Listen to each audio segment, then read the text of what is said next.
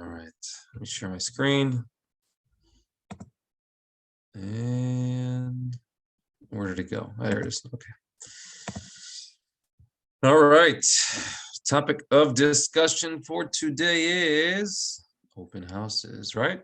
Is that the right one? Let me just double check.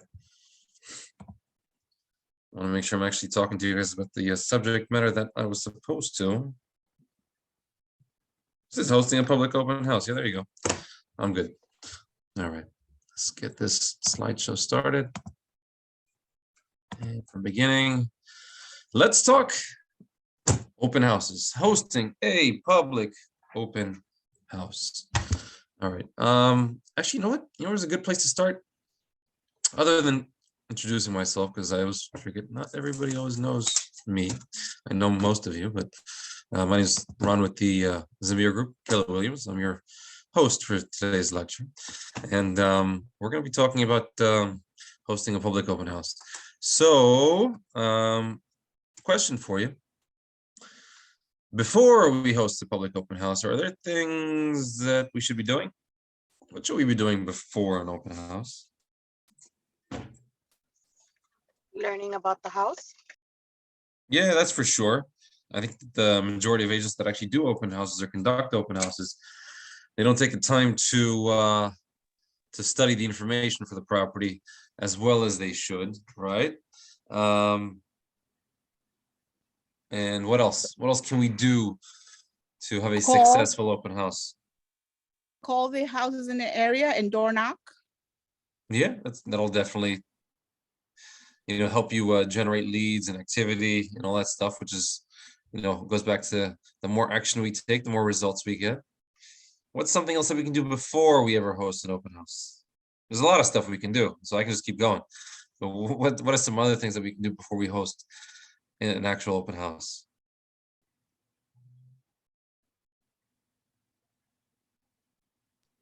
I think you got us, Ron. Well, that's just, do you need to find one? That might be something that because you can't have an open house if you don't find one to conduct, right? So I guess the simple question is if we're looking to do a lead gen activity, which is called open houses, and we're going to look for one, we don't have our own listing, then where do we find them? Where should we go? Where should we go look for them? Our market center. Yeah, that's a very agents. Yeah, that's right. So I would always recommend that if you're looking to conduct an open house, which is a very good lead gen activity, you're going to get, come across buyers and sellers that are not represented, which are considered leads. Walk into these open houses, and then of course you can convert them into pieces of business. Well, where would you find them? Well, in your market centers. You can let your leadership know that you're looking to conduct an open house. You can let the other agents know.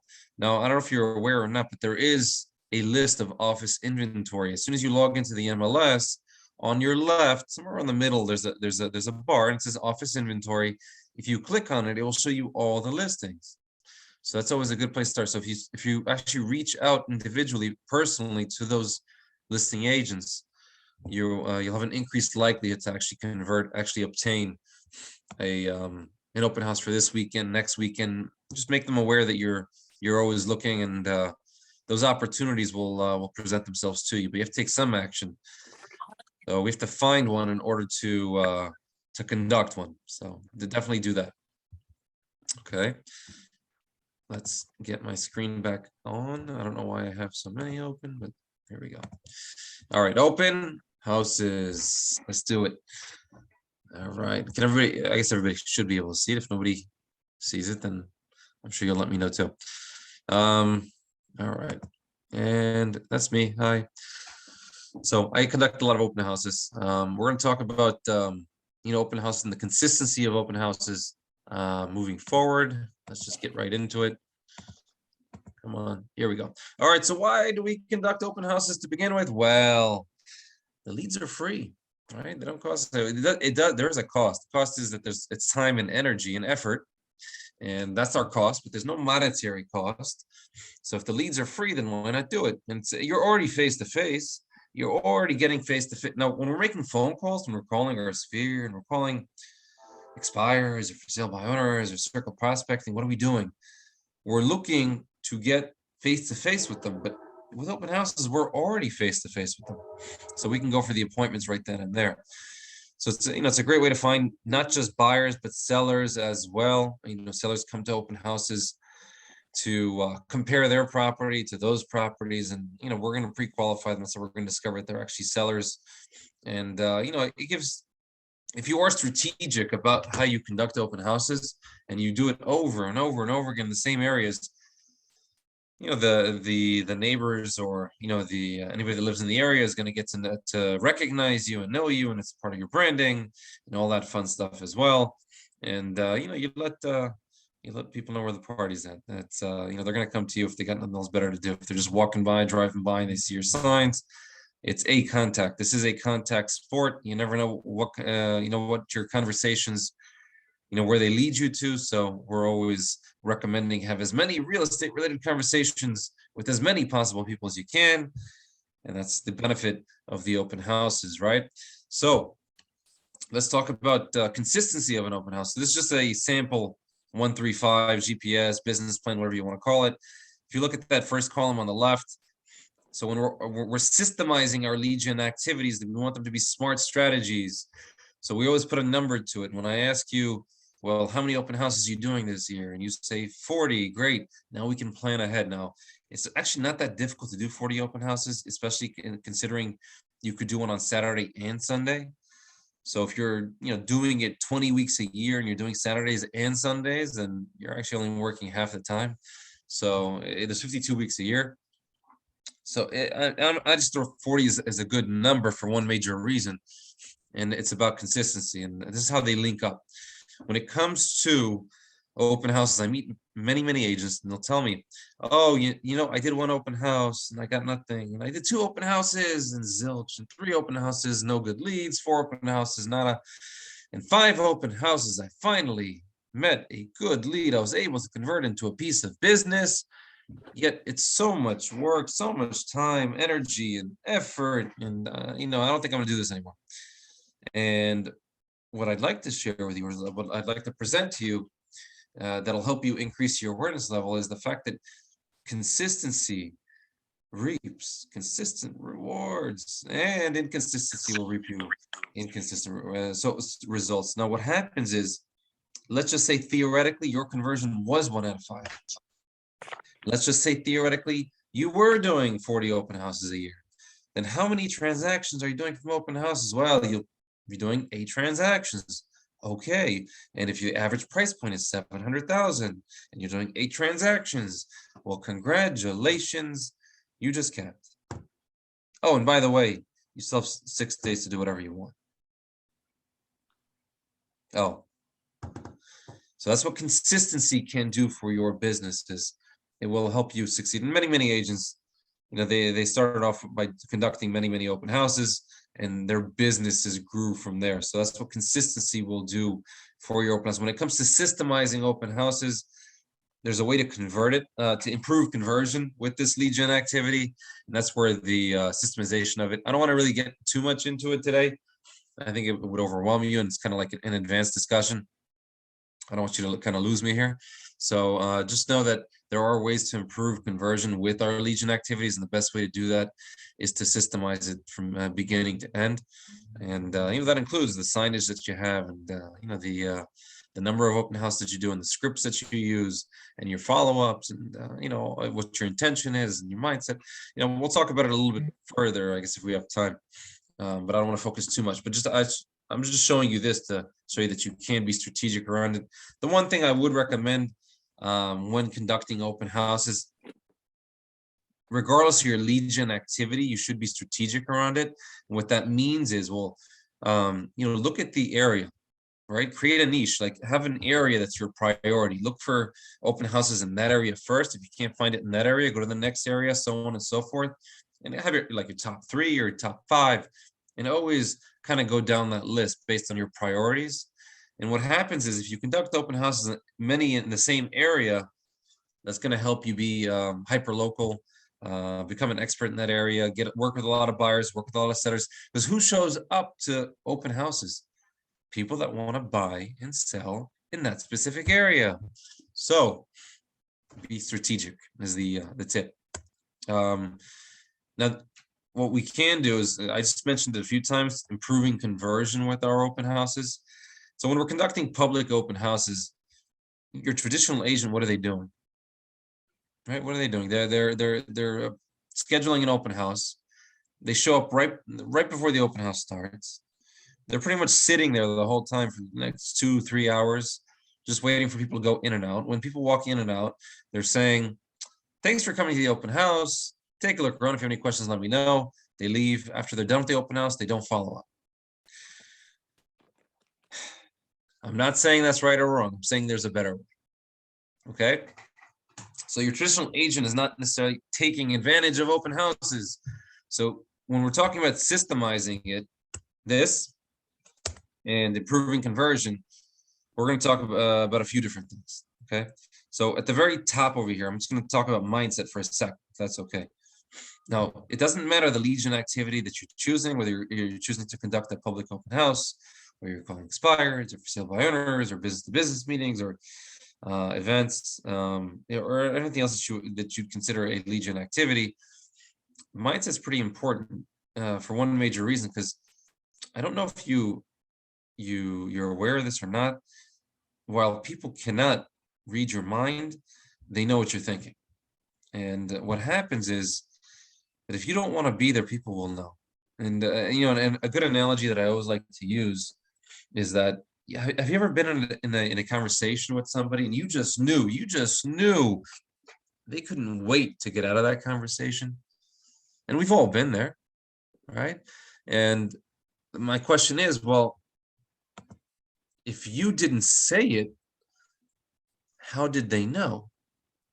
How did they know you want to leave the conversation?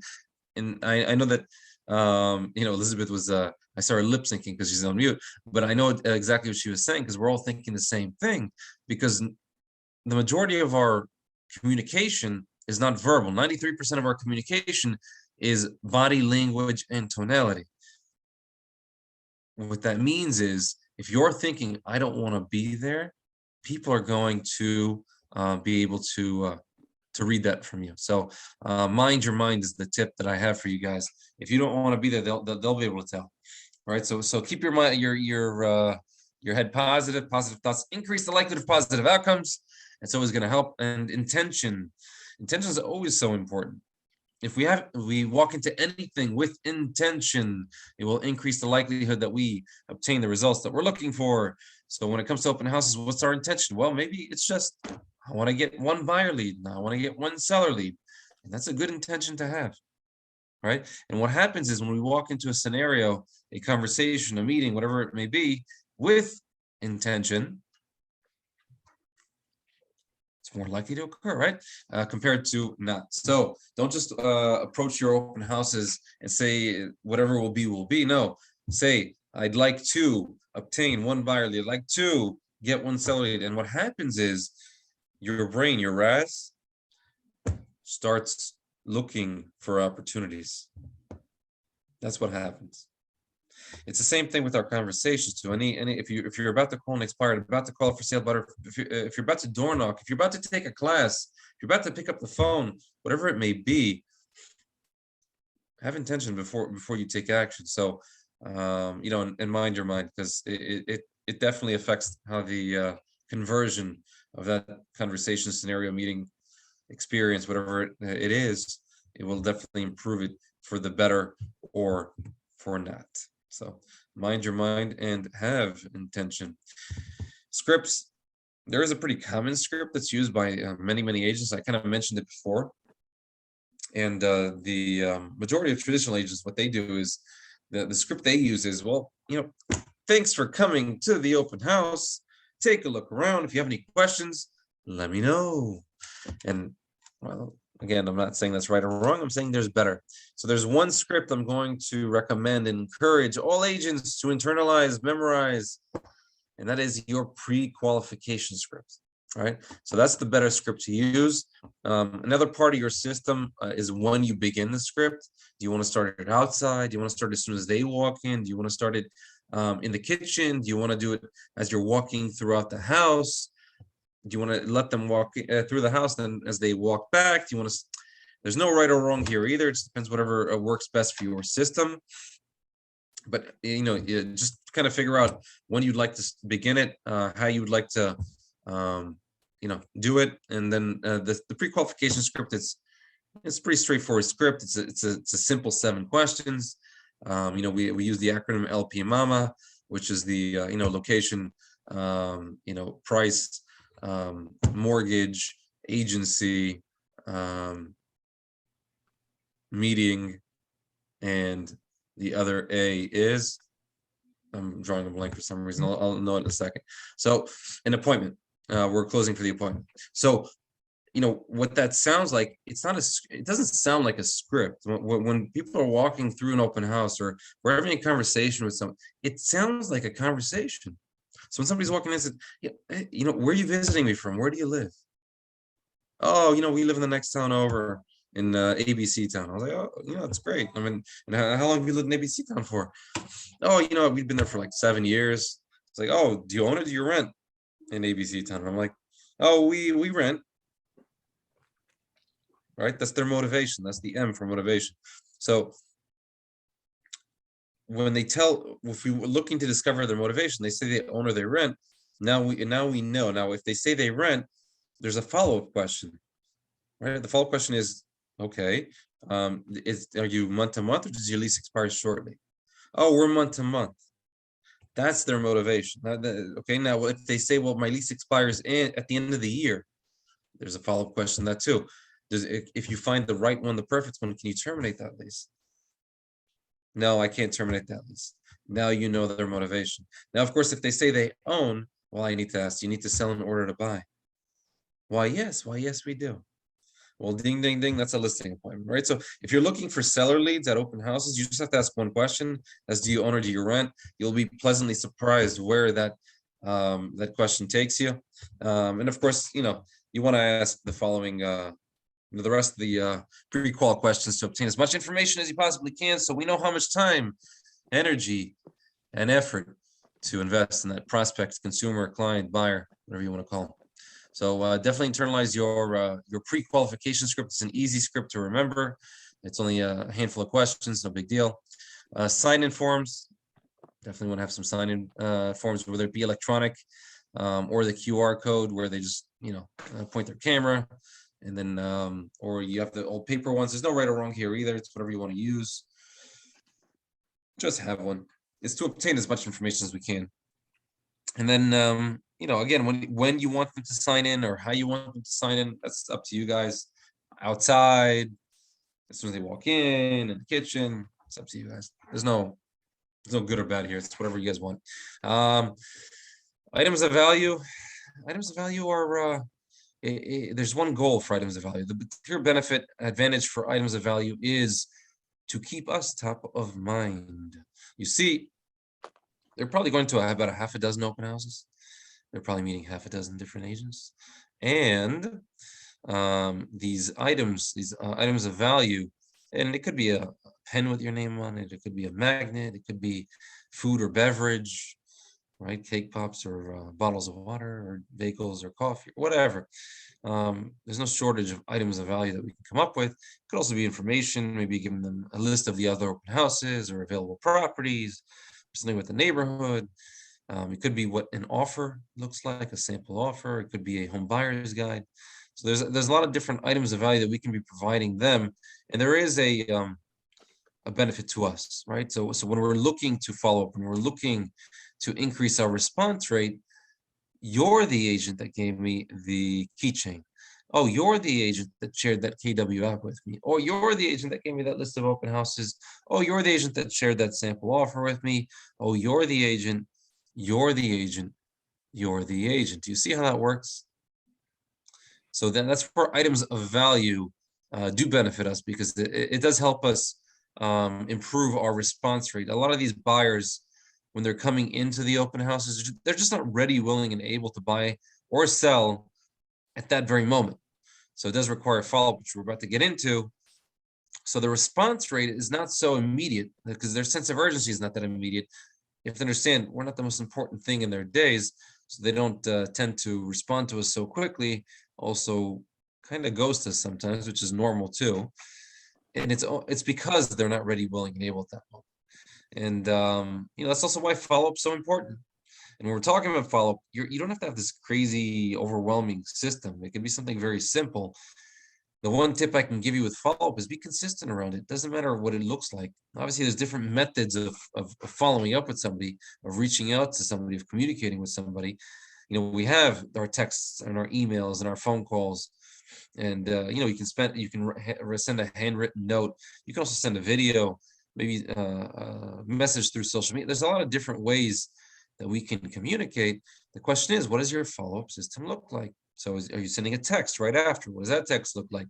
Are you making a phone call? What does that look like? When is it being done? What are you saying? Are you sending an email? How many the first week? How many the second week? It doesn't have to be too complicated. Just have something and then follow it. Be disciplined around it. Okay.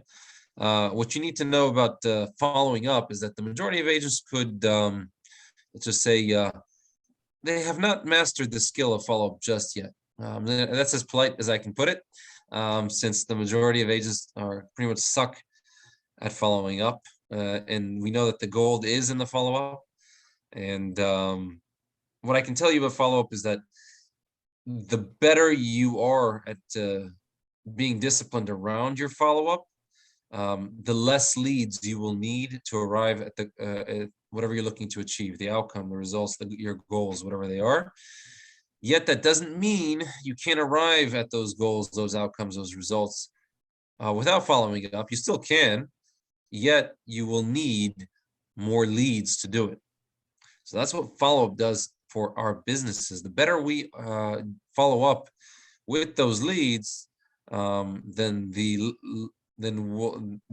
ability we have is really to work less, make more. And doesn't that sound great? So if you want to work harder, you can still arrive at your goals. And if you want to work less, you can still arrive at your goals. It's just being disciplined around your follow-up.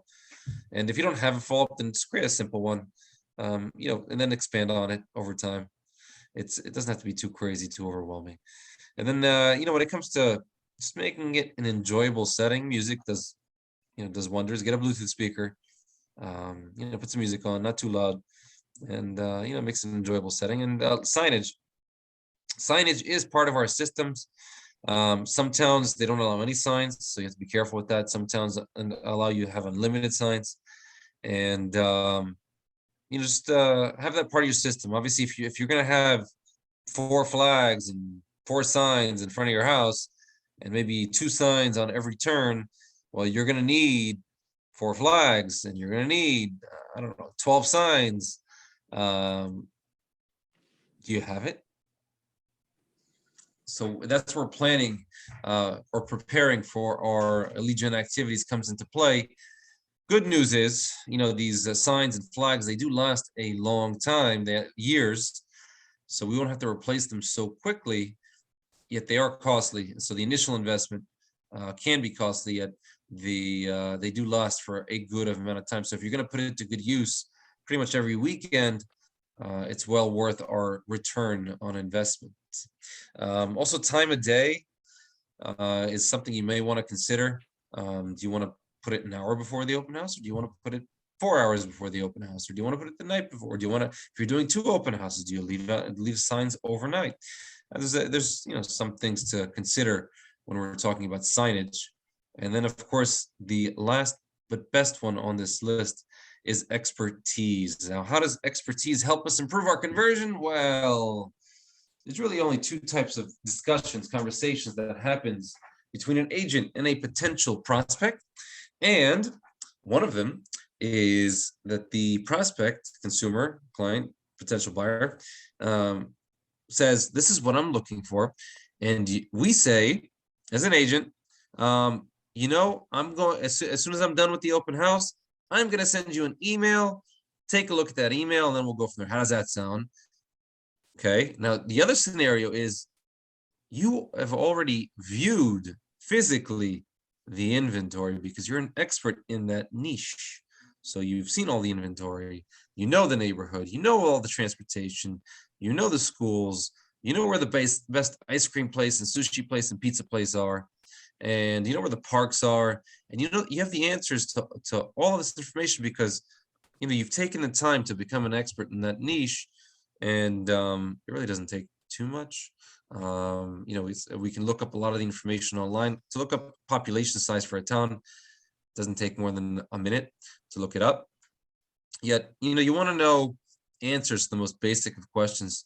And if you've seen actually physically all of the competition, and somebody approaches you at an open house and says, I'm looking for ABC, it's a different type of conversation, it's a different quality kind of conversation, and you can convert at a much higher level because now all of a sudden we have an ability not just to say we'll send you an email. No, we have an ability to approach them and say, you know what, I've seen all the homes. Based on what you're telling me, I would recommend on viewing properties XYZ. It wouldn't take more than a half hour. When works best, weekends or weekdays? We can go for the close right then or there, right there. Not that you can't try to close for an appointment, you know, there also, but if you didn't see them, you could. Yet you may kind of look like foolish if those half those homes or all those homes have accepted offers and you have scheduled an appointment for a house that is no longer available. So being an expert in the local inventory will help you improve your conversion, not just with this lead gen activity, but any lead gen activity really. Maria, So I let's would go. recommend, you know, being an expert in your local inventory. So if you're going to do an open house, how many homes are there to actually see in the same price range? Maybe 2, maybe 3. So if you saw all the homes in the same price range, would that make you an expert in the inventory in that price range? Yeah. All you have to do is go see some homes. So normally we don't find out necessarily last minute that we're conducting an open house. Usually it's a few days before, 3 days, 4 days before. So 5 days before. You have plenty of time to go see the 2-3 homes that may seem like comparable to the specific property. You know, unless sometimes we'll see no showings until the open house, and we're doing our own open house. Yeah, there's some barriers sometimes, some challenges. Yet, if you have the ability to go see the competition, go see the competition. It goes a long way when the opportunity presents itself. And what we will say, you know, fail to prepare, prepare to fail. So this is kind of it. I mean, if we are preparing to succeed, right? We're preparing for the opportunity. There's an increased likelihood we're going to be able to take advantage of that opportunity if we've prepared for it before it presents itself. Because what happens is the majority of agents, they tend to wait for the opportunity and not prepare for it. And what it likely ends up happening is that opportunity becomes a missed opportunity that somebody else takes advantage of because we were just not ready for it. So we can either prepare for the opportunities before they present themselves, convert it at a much higher level, or not prepare for the opportunity and have an increased likelihood that it'll actually be a missed opportunity. Okay. Any questions on anything so far? All right, well, let's talk about open house bags. So it's when I say open house bag, I mean it's a bag. You just leave it in your car, in your trunk. You know, if you're conducting a lot of open houses, there's things that I just randomly put stuff on a list. Yet, obviously, there's more stuff that we can probably come up with together to add to that open house. But you want to keep an open house bag in your car, in your trunk. It comes in handy. It's happened to me before where I forgot something or I didn't, you know, I didn't get everything that I needed, but I had the open house bag in my car. That's the basics. Like I have the sign-in sheets in there. I have my speaker in there. I have, you know, like, okay, so I forgot the brochures, even though that should be in your open house bag, but I have the most important stuff. I have my business cards. I have the pens. I have the sign-in sheets. You know, like you want to have just extra stuff in those open house bags just in case for if emergency. Again, we're preparing for the opportunity, for future opportunities. So, you know, there's some vacant houses. Obviously, they don't always have soap. They don't always have toilet paper. They don't always have sanitized. They don't have necessarily things. Sometimes we walk into homes and they smell. Sometimes we walk into homes and they're dirty.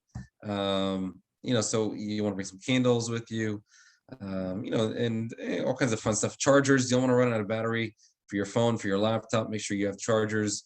Measuring tapes. People ask for measurements of rooms all the time. Paper towels, just in case it gets messy for one reason or another.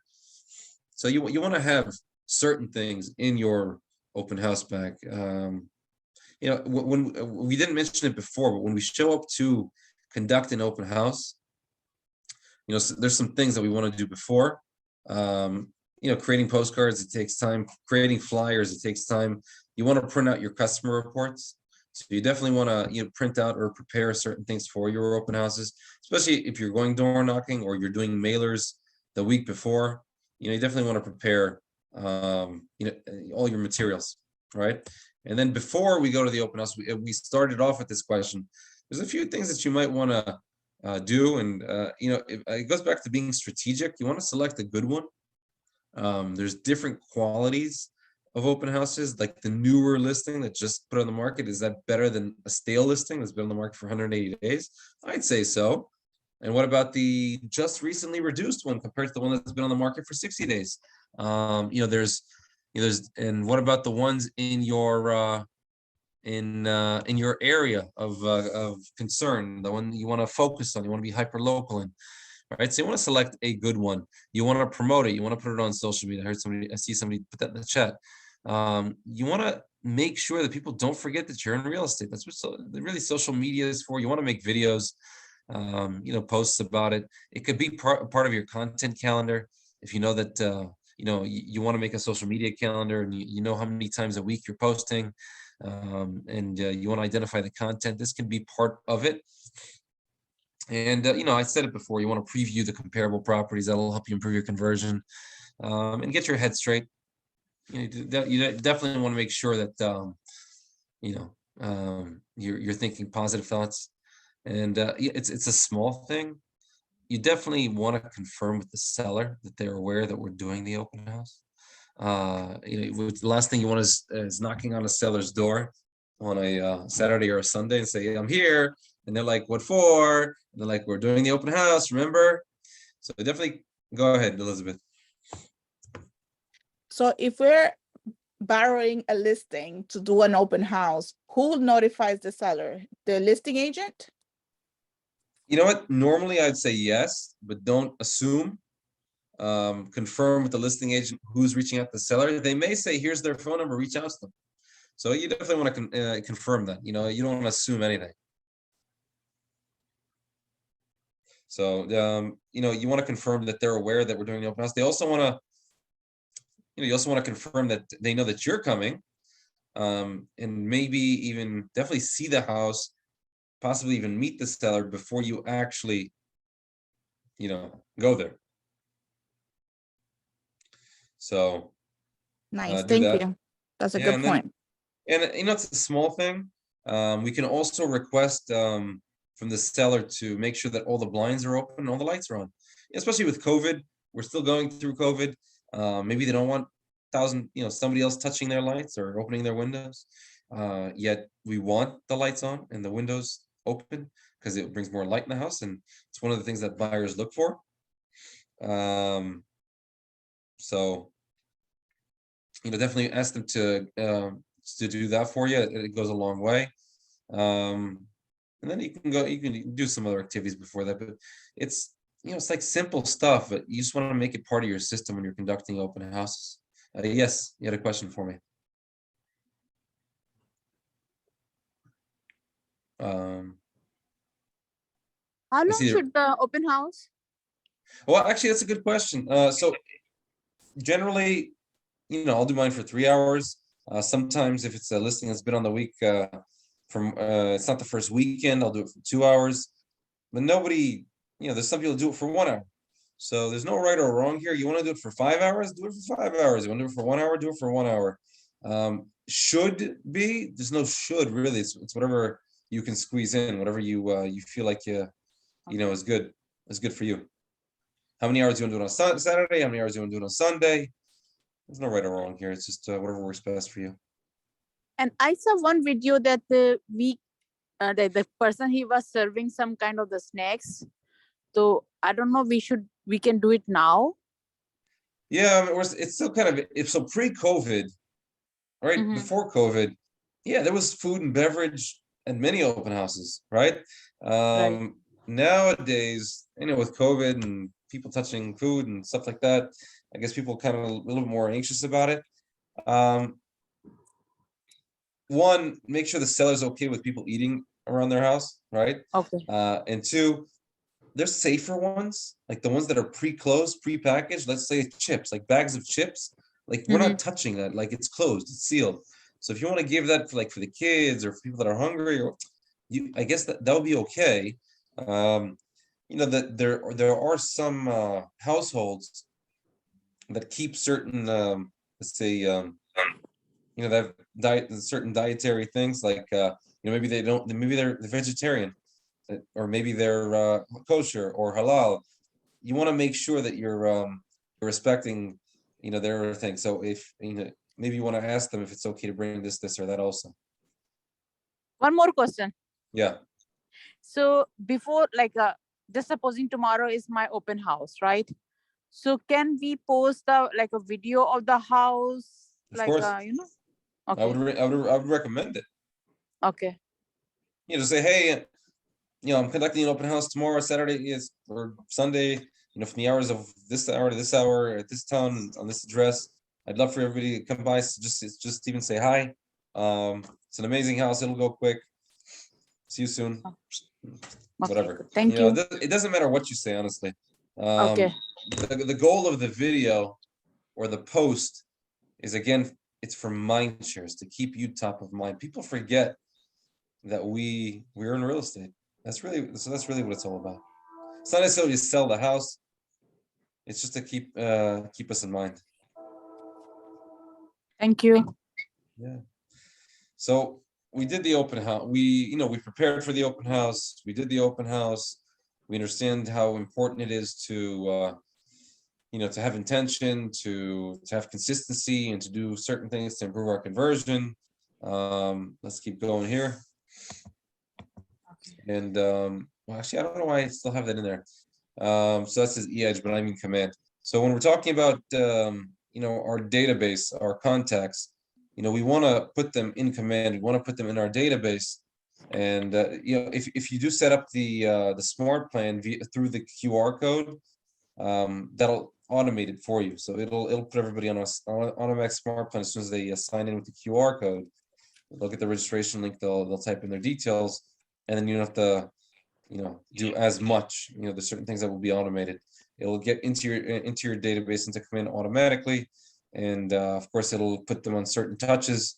You'll have to still make the phone calls and the texts, but text not even. But I like to do the personalized ones, and they're already in there. So you can automate that. Obviously, you can continue following up with them with monthly newsletters. With we said the different forms of communication. You want to put them on maybe on prospecting via I like the NJMLS one, honestly, better than the one that KW offers. Yet you do want to put them on prospecting. So if they're looking in that neighborhood and that price range, just put them on an automatic drip, automatic prospecting. If you have their address, you can send them a thank you card. You can always obviously call them, email them, text them, as well as their strong touches. You can share the KW up. And when I say 3, 2, 1, I just give people an idea, because they're like, oh, what follow-up system should I use? I was like, just 3, 2, 1. They're like, what do you mean? And I'm like, okay. So first week, reach out to them 3 times. And the second week, reach out to them twice. And every week thereafter, just do it once. Is that a good follow-up system? Yeah, if you do it consistently, you'll get results out of it. It doesn't have to be too complicated, is what I'm trying to convey to you guys. Just have something and do it consistently.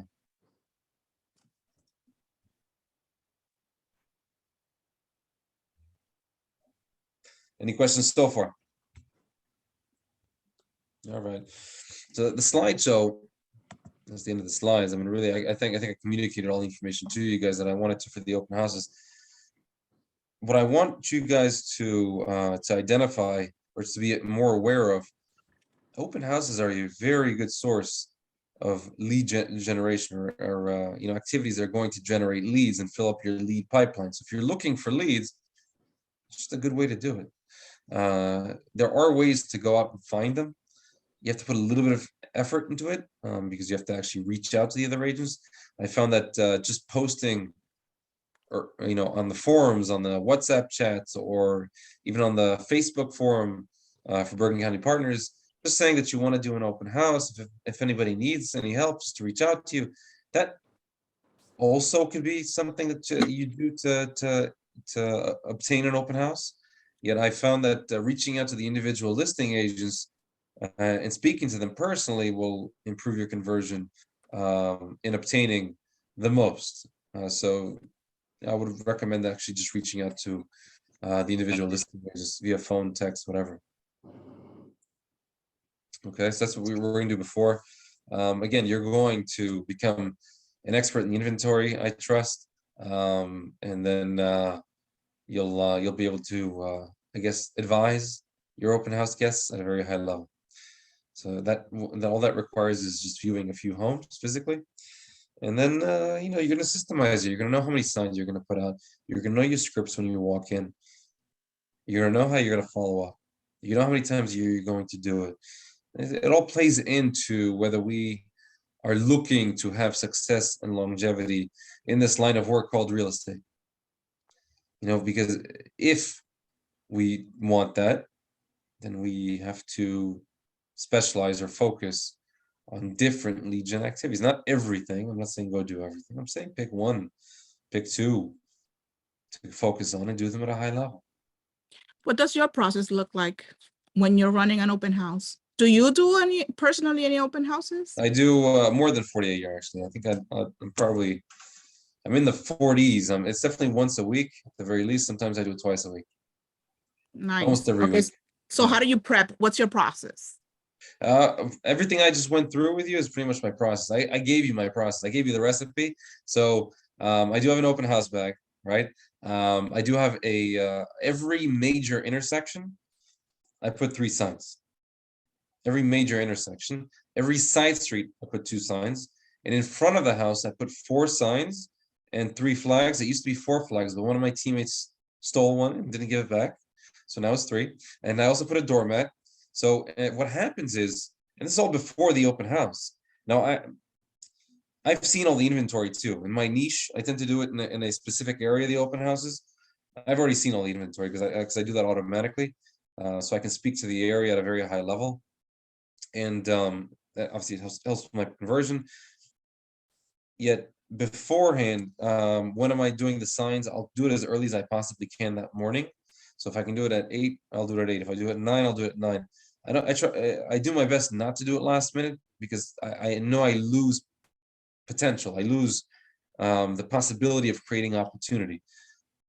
The areas that I do, they allow you to put as many signs as you want. So I don't have any problem with signage. Some areas like Franklin Lakes or Wyckoff, they're very limited. Like you can put maybe 1 sign on your property or not even, right? So you have to know the local rules.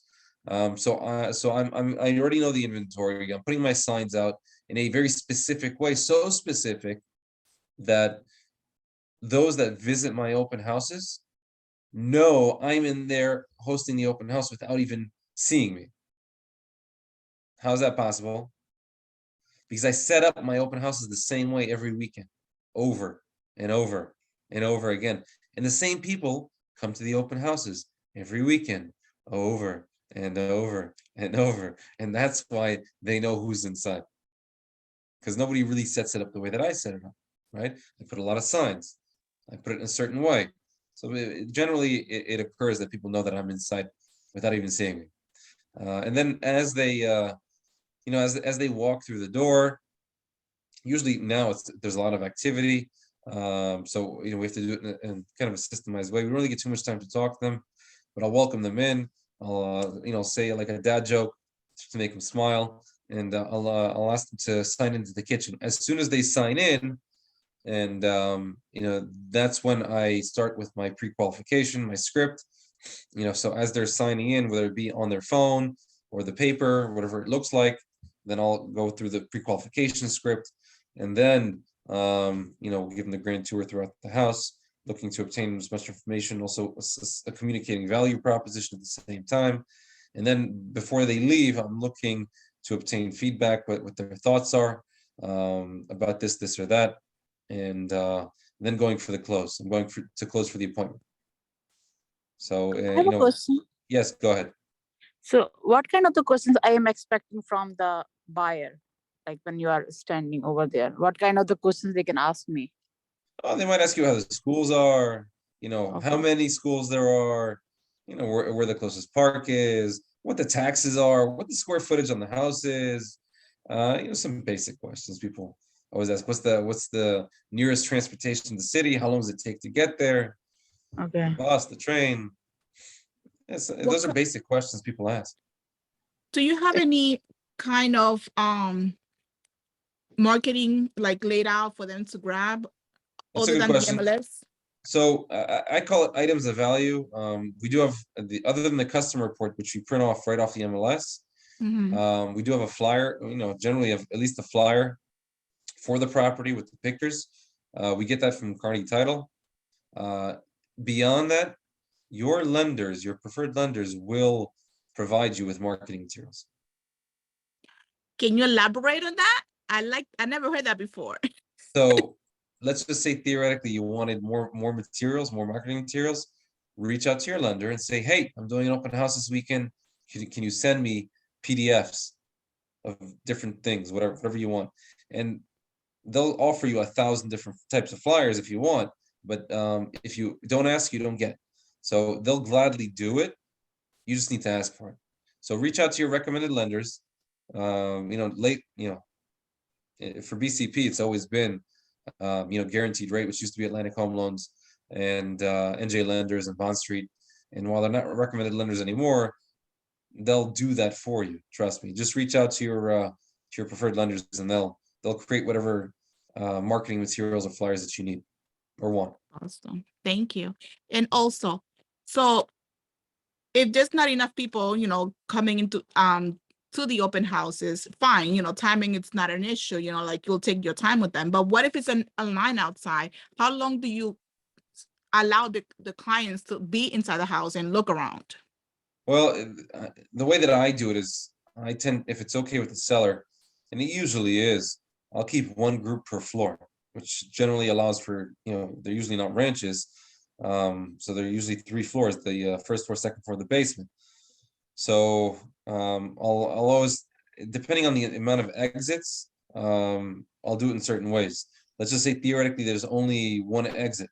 It's only the front door. There's no, or maybe there's a side door. Side doors or back doors, they help out a lot because then I can just send them out the back door. Let's just say theoretically there's only one. So I'll have them start upstairs, and it just makes it easier for me. I know it's, for them, it kind of sucks to start viewing a house on the second floor, but I don't think they care. That generally people follow instructions.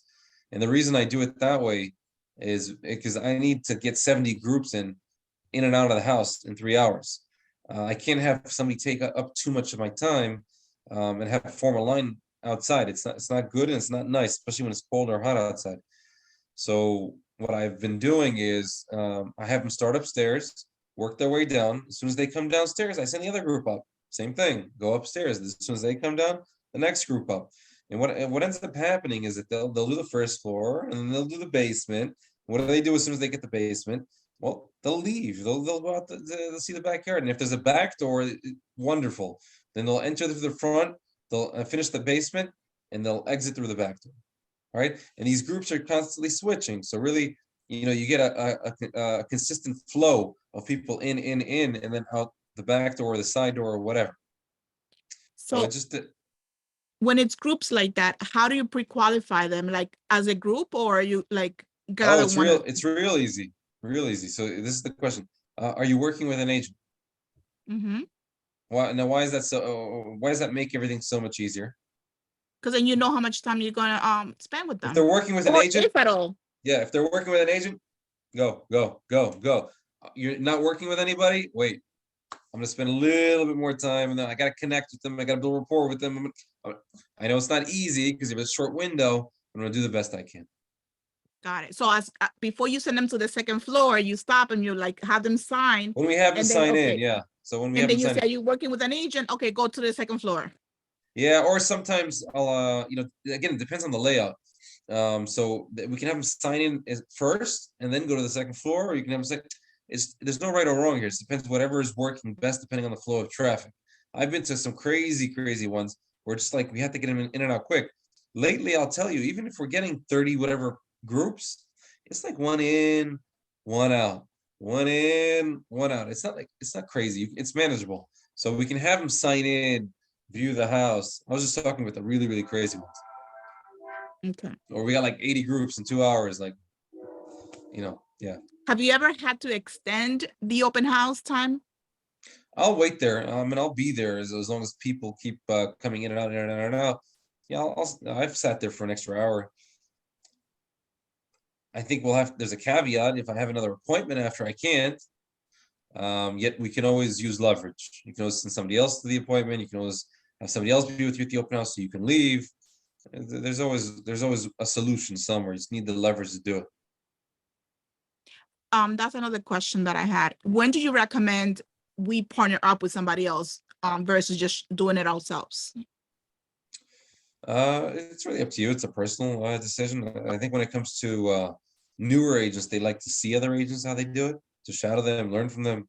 You would do that once, twice, 3 times. If another agent needs help, you might help them out. For you yourself, it depends how on what you're how you feel. Everybody feels differently, so it depends how you feel. Can we shadow It's you? also I think it is also a question of safety. You don't want anything to be taken from the house. You have to watch people. You have to be with people. Also from a personal safety perspective. So that might factor into your decision making as well as far as partnering up as well.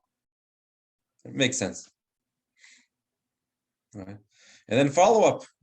It's it's key. As soon as they walk out the door, sometimes before they even walk out the door, I'm already texting them a thank you text. I have their phone number. I'm texting. Did you get my text? Oh yeah, I got your text. I know the phone number works. So a lot of times I'll say, good afternoon. I'll put the property number, the address, maybe their name. I'll personalize it. Thanks for coming to the open house. Looking forward to assist you in your real estate needs. Have a great weekend. Have a great day. Whatever that text message says, emoji, whatever. That's your first touch, right? And it's even before they walk out the door. And then afterwards, I'll follow up with them. I'll send an intro email. So it's already 3 touches. So between the text, the email, and then the follow-up phone call, it's already 3 touches. I'll put them on a prospecting. It's automatic. I don't have to worry about it. Generally, they're signing in with the QR codes. So that goes directly to our command. So they're in our database automatically. And now they're also placed on a smart plan. So they're getting those emails, the newsletters, stuff like that. So there's some multifaceted touch system. So it helps us improve our conversion, stays top of mind. Again, a lot of these buyers or sellers or whoever walks into these open houses are just not ready, willing, and able to buy at that very moment. So do we take any like a sign-in sheet? Like whoever is coming, they put their names and their phone number. I have the paper sign-in sheets. I used to use them a lot more often. Nowadays, it's the QR code that we're using. So they're just putting their camera to the QR code, and they're registering that way. Yet some people are not that tech savvy, so that's why I have the paper forms. So if I see it's getting a little complicated, I'll say, you know what, forget that. Just sign in for me right over here, and that'll be good enough. Thank you. Do you have options? Yeah, I have backups. I have like a plan B. Yeah. That's good, because sometimes the QR code doesn't work or something, it's a glitch or something. You're not going to lose that lead. You're going to give them a paper form. Yeah. So yeah, and then same thing. I can use that phone number. If it's scribble scrabble and you can't read it, ask them. It's very possible you may never see them again. Ask them right then and there. Is this your email? Is this your phone number? Especially the phone number part, because the phone, emails, people delete emails all the time. If you have a phone number, then I think it's a lot more powerful than an email. But make sure that those phone numbers are correct. At which point do you ask your leads to provide you with a mailing address for brochures and stuff? Well, actually, if they're signing in, there's a space for the address. I love it for seller leads because I know where they live. All right, so I can mail them a thank you card. I can mail them a CMA. I can mail them whatever I want because I have their address now. And if they're looking to sell their house, even better. Now I have their home address already. I don't need to ask them for it again. So, you know, there are some pros of having them fill out a form. Not that you can't add a. I don't do the. I have a marketing director, so they do everything for me. But I know that you can add. You know, different lines on the registration link. So you can definitely put an address one in there as well. So there's different things that we can do. You Thank know, you I'm so much. going It's to very good. attending your open house. It's you know, I have agents shadow me from time to time, just you know, just to kind of get an idea, just to increase their confidence level. They can go ahead and do it on their own, and anybody can really do it on their own. We all have the ability to go and do it on our own. And the more times you do it, the more comfortable you get. I would just recommend going out there, doing as many as you can. There are lead gen activities. Obviously, I do it on a very high scale. I do a large amount of them. I would recommend other agents do it as well. If you're looking to fill your lead pipeline, if you're not looking to fill your lead pipeline, then you don't need to do it. You don't have to worry. Yeah. You know, I'm a proponent of open house, but then again, I'll also encourage you to do anything else. I had this one guy, and I was sitting next to him in a class. I had to fly to South Carolina for a class. They only do it, you know, randomly across the country. So I was at KW Market Center, and next to me in the class was sitting a new agent. He just got his license, and he says, "I'm a new agent. You know, what do you recommend I do?" I said, "Well, you could start by doing open houses." He's like, "I can't." I was like, "You can't? What's preventing you from doing open houses on Sundays?" And he's like, "I'm a pastor. I have to work on Sundays." I'm like, "Dude, that is your open house. You're doing open houses every single Sunday. You don't even know it." He's like, "What do you mean?" I'm like, "What you're going to do is you're going to let everybody know every Sunday that you're a real estate agent. That's your open house." The guy, I stayed in touch with him. The guy did 32 or 33 transactions his first year. Every single one of them came out of that church. So sometimes, you know, what we do, it's like our open houses. It's not what you might think. Like we're involved. We have things that we're involved in. Some of you may be involved in Girl Scouts. Well, you do an open house probably once a week. You meet with that group. How often?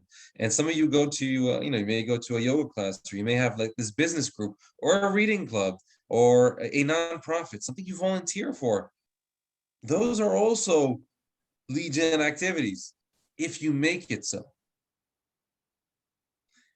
Everybody thinks that you're limited to the lead gen activities of calling expires or circle prospecting, or no. Some of the best lead gen activities we can possibly do, we're already involved in. Yeah, we don't view them as open houses. We don't view them as lead gen activities. That's what I'm looking to increase your awareness level around. It doesn't have to be an open house. You can have an open house every week if you just take what you're already involved in and make it so. So I already not committed. I spoke to the gym that I attend. I spoke to the manager, the floor manager, and he allowed me to do like a table at the entrance of the gym once a month. I There you just go. don't know exactly like what to bring. That's why I'm asking, okay, what kind of literature did you bring? I love the idea of, you know, teaming up with the lender. They might even show up with me and just, you know, help answer questions, you know. So Yeah, that's they could great. they can do that too. I've had lenders show up to open houses before as well. Yeah. And they bring materials. They'll might even bring food with them, even better. And I don't have to go hungry. So yeah, you can bring different materials with you, and you know, you're putting yourself in front of people. And you know, the gym, it's more of a long-term nurture.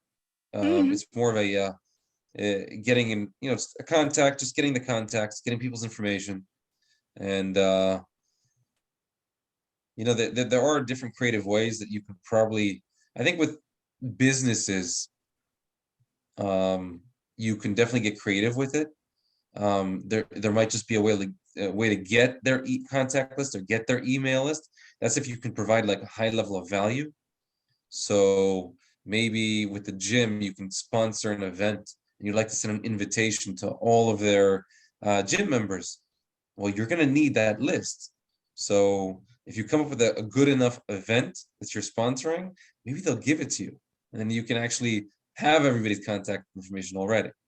Like my head is like exploding with like light bulb. Like what kind of event can I do? The summer's coming up. I can just do a marathon or maybe a walk or Yeah, listen, just you know, I want, you know, I'm the park. organizing this event. I already have, let's just say if you're doing something in a park and you already have, Sponsors. yeah, you have sponsors. Listen, I already have a lender, I already have a health insurance broker, because you know, gyms, health insurance, whatever. I already have a photographer, I already have a trainers, you know, trainers for marathons, gym trainers, you know, what there's all kinds of things you can, yoga instructor, I don't know, there's all kinds of things you can come up with of people that might want to get involved with something like that. Make it part of it, kind of create this event around and say, then approach the business and say, I already have all these people lined up. All I need is a day and time that is okay with you guys, and that contact list to send to everybody, and they'll give it to you. I don't see why they wouldn't. And even if they don't give it to you, then you can create the email and they'll send it for you, because you're doing this big event. So that's like worst case scenario. Yeah. Right? So you have Yeah. to get creative with it sometimes. Awesome. Love it. Yeah, you'll hear all kinds of ideas if you go on the forums, on the KW forums. A lot of Yeah. agents have some really cool ideas. You just have to implement. You Yeah. can have a million ideas, but it doesn't count for nothing if you don't implement. And you don't have the resources, so I just need to make sure that Zero that- money. That's what it takes. Yeah. It takes zero money. It actually and I say that because you can leverage that on everybody else. You can have your sponsor pay half of it, and you can have the insurance broker pay a little bit of it, and you can have the whatever service providers you're bringing pay this or that, so, to be part of it, right? Mhm. You're organizing it, you're putting them in front of a lot of people that may need their services. They'll have a return on investment. You know, if you go about it in a certain way, you'll have minimal expense. You'll put a lot of time, energy, and effort into it, yet you'll reap the rewards. Exactly. And everybody wins. Yeah, it's a win-win, and it's what we're looking to do with anything that we do, to create a Mhm. win-win scenario for everybody. Yeah. Yeah, the photographer, you know, they can offer the first pictures free. Yet, if you speak to any photographers, most people want more than one. They'll actually end up paying for a second one, a third one in different sizes for the magnets. For, you know, I don't know. I have kids, and I used to send them to school, and we never just took the free one. You'd always get the keychains and the magnets and the big photos. And Yeah. Yeah. always, yeah. And you know, when you get a let's say, you know, when you're talking about pets, you know, yeah, like you get the dog groomers involved. You know, there's always additional services that people want. They don't just want the simple stuff. So, you know, there's all kinds of things that you can get creative with. You just got to think about it and then implement. Implement. Yep. Yeah, the spring's coming. I mean, a good thing to schedule would just be an outdoor, you know, Easter section like, for, you know, Photography. photos. Yeah, photography with an Easter bunny or something like that, or an Yeah. egg hunt, or you know, something outdoorsy. That will be the activity, and then just bring in the partners and bring in, you know, insurance, like you said, like help make it health related, Easter health related event. Yeah, I think that if you're a personal trainer, it's something that may interest you to be involved in too, because your future clients, runners nowadays, those that run 5Ks and half marathons and full marathons and even triathletes, even they're looking for coaches all the time. It's not just the first timers, it's the ones that have done it before. So, you know, there's a lot of you know, coaches for that stuff now too. There's weight trainers and there's nutritionists, and there's a lot of different types of coaches out there. So you start, thinking outside the box, I mean, you can involve a lot of people. Yeah, yeah. I'm like already. So I have to start right away. I have to make sure that I secure the venue and then just start adding people. Yeah, I wouldn't worry about the people as much. And I say it because they'll come. So if you have a day and time for a venue, it's in your calendar. What are we doing? We're preparing for it. Yeah. We're preparing that open house. I'm calling it an open house. We're preparing for that event, that big event, and we're not going to wait last minute to take care of this or that. No, because it's in our calendar and it's a set date, and we're going to make the best of it, and we're preparing as much in advance as we possibly can. And you'll find people. There's no way if you call enough trainers and enough nutritionists, enough weight coaches, enough vendors, you'll get people that will want to be a part of it. Yeah. Yay. Well, good luck. Thank you. My pleasure. Yeah. Well, we are in overtime, by the way. I went a little bit Oh. over. That's okay. Sorry. No, that's okay. It's no big deal. This is like my last meeting of the day, I think. I have to look at my text messages, but I think it's the last meeting of the day. So, what we're going to do is I'm going to wish everybody a very good Tuesday night. I trust your day was good, and I wish everybody well. And I'm also going to welcome you to reach out to me whenever you feel the need to call, text, email me. I always respond very quickly to you guys. So let me know how I can help, and I'll see you. When's the next time? On Thursday morning, I'm running the BCP call. So I'll see you on Thursday morning. Good night, All right. everyone. Good night. Bye. Thank Good you. night. Take care, everybody. Thank you.